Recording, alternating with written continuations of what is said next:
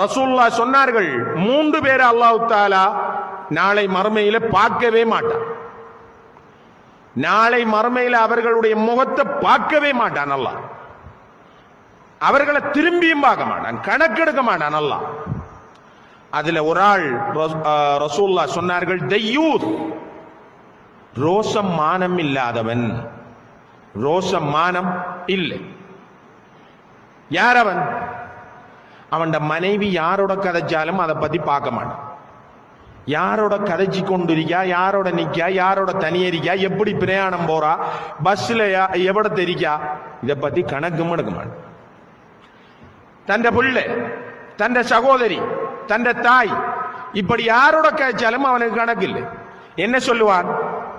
அது எங்கட மகளோட படிக்கிற புள்ள, அவர் எங்கட மகளோட படிக்கிறவர், அவருக்கு இந்த தப்பான எண்ணம் எல்லாம் கிடையாது. உனக்கு இல்லை, அவருக்கு இல்லைங்கிறத உள்ளத்துல நீ பாத்தியா? ரப்பு தான் தெரியும்.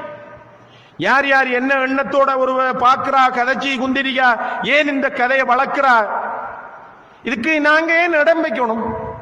இதைத்தான் இஸ்லாம். இது பெண்களுக்கு பாதுகாப்பா அல்லது பெண்களுடைய உரிமை பறிக்கப்படுதா?